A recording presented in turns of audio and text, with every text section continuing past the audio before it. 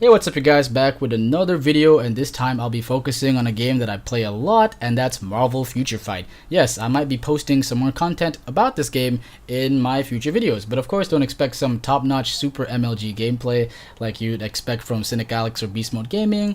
I'm a relatively okay player with a decent account and decent characters. So anyway, this is a guide for the new players of Marvel Future Fight that are free to play, that is relatively free to play friendly, and these are the uniforms that I personally feel are the uniforms that you should have, and they'll definitely help you out in the game. So without further ado, I'd like to recommend a uniform that I personally just purchased, and that's Anti-Venom for the Venom character. Now this uniform is great for one reason: the blobs that it drops as a striker in World Boss Ultimate.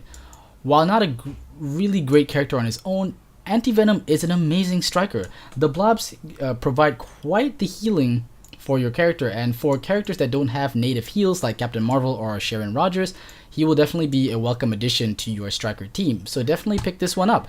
I wish I picked it up a lot sooner than I did, but hey, better late than ever. I'm gonna focus on tier 2ing him next.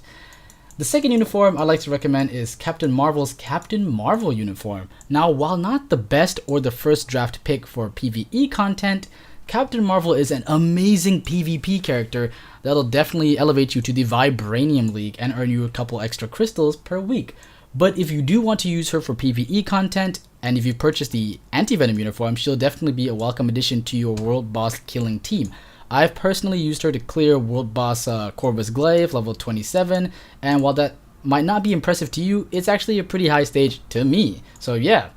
And also you can pick up Carol for 6 stars for free from the Legendary Battle, which was introduced, the new Legendary Battle, which was introduced in the Captain Marvel update, the Captain Marvel Legendary Battle. So yeah, pick up Carol Danvers. But if you're looking for someone who is a world boss beast, then I recommend Sharon Rogers' Dark Star uniform. If you don't already have this character, use all your biometric selectors to focus on her first, because Sharon Rogers is a PvE beast. This character will carry your ass in World Boss Ultimate. She deals bonkers damage, and she's also very tanky. I personally have equipped mine with a CTP of Energy, which I should reroll for the 200% damage proc, but she can already do ABX and score about 2.5 million, which is beyond the cap. So yeah, definitely pick up this uniform. The fourth uniform I like to recommend is Shuri's Black Panther uniform.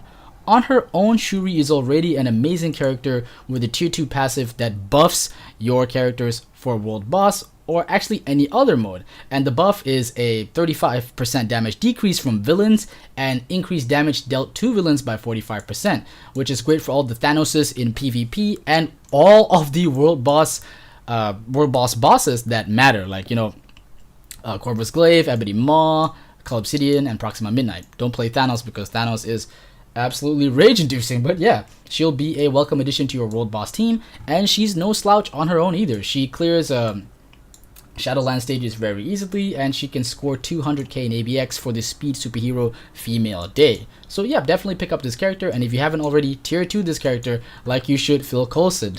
I unfortunately only have my Phil Coulson at 5 stars, and I've regretted feeding his bios to my other tier 2 native characters. So yeah, anyway, the last uniform I like to recommend is where is she? Right here, Hela's Thor Ragnarok uniform. While as a character, Hela isn't all too great, I only use her for Shadowlands these days. I did use her for ABX Universal Villain back in the day. Hela is great because of the reward she provides you when you mythic her uniform, which is the coveted